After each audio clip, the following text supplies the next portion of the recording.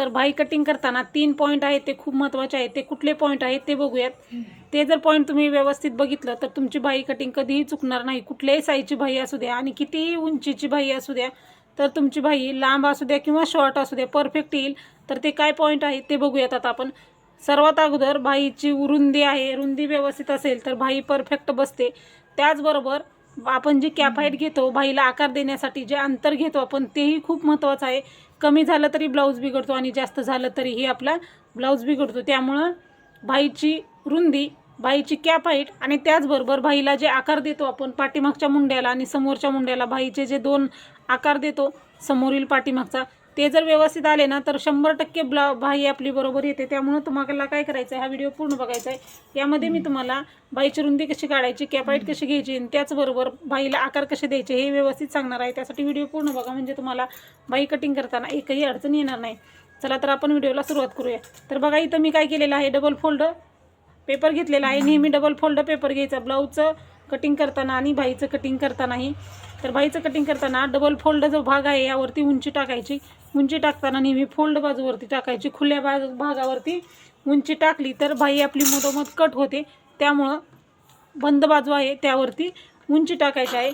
आता आपल्याला 10 इंचाच्या भाईचं कटिंग करायचं आहे. तर 10 इंचाची भाई आहे. अस्तरची भाई असेल तर तुम्ही अर्धा इंच मिक्स करा आणि बिगर अस्तरची भाई असेल तर तुम्ही शिलाई मार्जिन जे आहे ते 1.5 इंच मिक्स करायचं आहे. हा पॉईंटही खूप महत्त्वाचा आहे. तर बघा आपला हा बिगर अस्तरचा ब्लाऊज आहे, त्यामुळे इथं अर्धा इंच शिलाई मार्जिन घेतलेला आहे.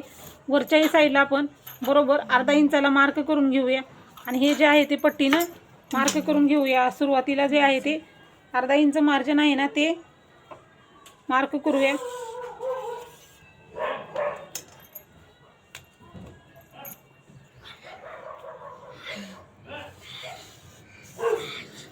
बघा इथं अर्धा इंच मार्जिनला मार्किंग केलेलं आहे.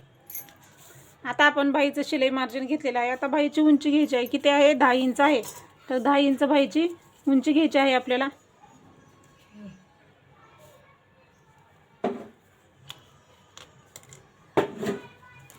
तर 10 इंच भाईची उंची घेतलेली आहे. बरोबर 10 इंचाला एक मार्क केलेला आहे. हे अर्धा इंच मार्जिन आहे. त्यानंतर आता आपल्याला बघा सुरुवातीला भाईची रुंदी घ्यायची आहे. भाईची उंची घेतली, भाईचं शिलाई मार्जिन घेतलं. आता आपल्याला भाईची रुंदी घ्यायची आहे. किती साईजचा ब्लाऊज आहे त्यानुसार तुम्हाला भाईची रुंदी घ्यायची आहे. ज्या साईजचा तुमचा ब्लाऊज आहे त्या साईजचा छातीचा चौथा भाग तुम्हाला, ज्या साईजचा भाई तयार करायची आहे त्या साईजचा तुम्हाला छातीचा चौथा भाग भाई रुंदीसाठी घ्यायचा आहे. म्हणजे कुठल्याही साईजचा ब्लाऊज असू द्या, प्रिन्स कट असू द्या किंवा बोटनेक, कुठल्याही प्रकारचा ब्लाऊज असू द्या आणि कुठल्याही साईजचा असू द्या, छातीचा चौथा भाग हा आपल्याला भाई रुंदीसाठी घ्यायचा आहे. तर भाई रुंदीचा हा ब्लाऊज आपला 34 साईजचा आहे. छातीचा चौथा भाग आपला 8.5 इंच येतो. आपण 8.5 इंचाला एक मार्क करून घ्यायचा आहे. आता इकडच्याही साईडला 8.5 इंचाला एक मार्क करायचा आहे. भाईची रुंदी घेत आहोत आपण ही, आणि वरच्याही साईडला आपण 10.5 इंच घ्यायचा आहे. म्हणजे छातीचा चौथा भाग, भाईची उंची 10 इंच, अर्धा इंच शिलाई मार्जिन, 10 इंच भाईची रुंदीचा बॉक्स तयार करून घ्यायचा आहे अगोदर.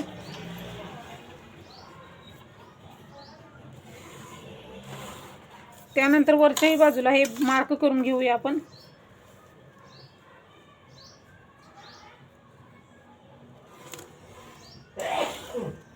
हे झालेलं आहे आपलं. आता आपल्याला कॅप हाईट घ्यायची आहे. तर 6.5 इंचाच्या पुढची जी भाईची उंची आहे त्यासाठी आपण 3.5 इंच कॅप हाईट घेत असतो. तर इथं आपण 3.5 इंच कॅप हाईट घेतलेली आहे. बघा 3.5 इंच इथं मी कॅप हाईट घेतलेली आहे. ज्या साईडला आपण, ज्या ठिकाणी कॅप हाईट घेतली आपण, इथं कॅप हाईट घेतलं, ठीक आहे. तर इथंच खाली आपल्याला बरोबर 2 इंच अंतर घ्यायचं आहे.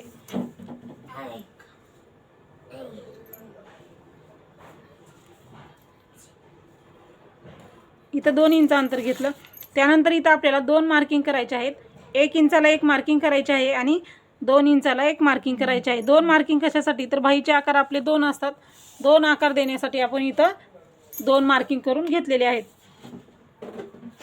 तर सुरुवातीचा आकार देण्यासाठी आपल्याला इथून सुरुवात करायची आहे. म्हणजे हा 1 इंचाचा जो पॉईंट आहे ना, इथून आपल्याला ह्या पॉईंटपर्यंत आपल्याला आकार द्यायचा आहे अशा पद्धतीनं. हा आपण असा आकार द्यायचा. झालं. हे झाल्यानंतर आता आपल्याला दुसरा आकार द्यायचा आहे.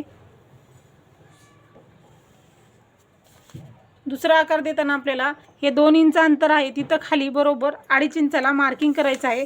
कुठल्याही साईजला आपण सेम घ्यायचं आहे, असंच आकार द्यायचा आहे. ज्या ठिकाणी 2.5 इंचाला मार्किंग केलेलं आहे तिथंच खाली आपण अर्धा इंच घ्यायचं आहे.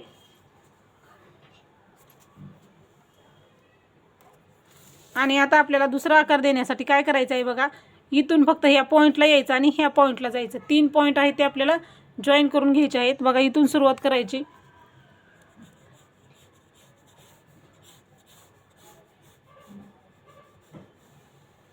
आणि हा असा आपल्याला आकार द्यायचा आहे. बघू शकता मी कसा आकार दिलेला आहे. सुरुवात करायची आहे इथून. आपल्याला सुरुवात करताना तिथं थोडं थोडं अंतर वाढवत जायचं, म्हणजे पहिल्यांदाच असं जास्त अंतर घ्यायचं नाही. हे बघा असं.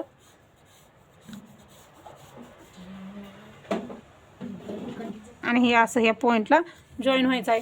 असा पानासारखा आपला फिशसारखा आकार असा इथं तयार झाला ना तर आपली बाही कटिंग एकदम परफेक्ट येते. बघू शकता हा आकार एकदम व्यवस्थित आलेला आहे. आता आपलं हे झालेलं आहे. आता आपल्याला दंडघेर घ्यायचा आहे. आपला ब्लाऊज आहे 34 साईजचा.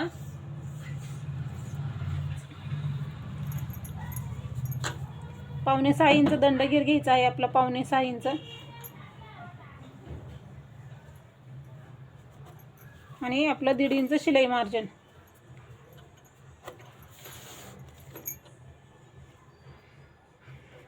हे आपला रुंदीचा पॉईंट आहे.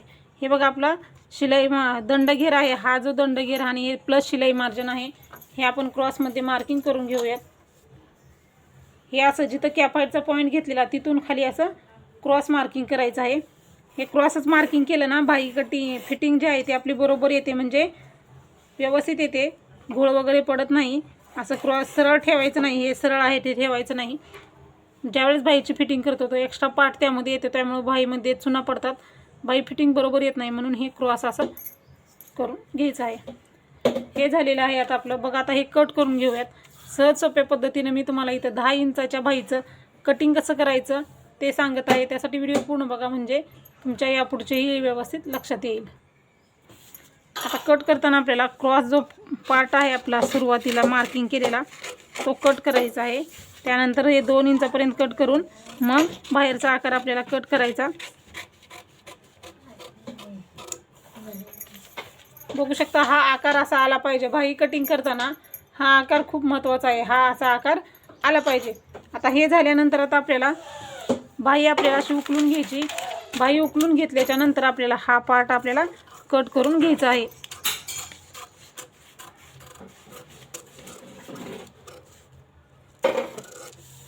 बघा हे असं फिशसारखं तयार झालं पाहिजे, जेणेकरून आपली बाही आहे ती व्यवस्थित येते. अशाच पद्धतीने तुम्ही कोणत्याही साईजच्या बाहीचं कटिंग करा, म्हणजे तुमची बाही कटिंग जी आहे ती एकदम बरोबर येईल. हे बघा आकार बघा. हा खोलगट भाग असतो तो समोर लावायचा असतो, हा भाग पाठीमागे लावायचा असतो. आणि बाही जोडताना नेहमी मध्यापासून जोडायची आहे. अशा पद्धतीचे पॉईंट तुम्ही लक्षात ठेवले तर तुमची बाही कटिंग जी आहे ती एकदम परफेक्ट येईल. कुठल्याही साईजच्या बाहीचं कटिंग करताना अडचण येणार नाही. तर हा व्हिडिओ कसा वाटला ते नक्की सांगा. यामध्ये काय प्रश्न असतील ते विचारू शकता. चला तर भेटूया आपण पुढच्या व्हिडिओमध्ये. धन्यवाद.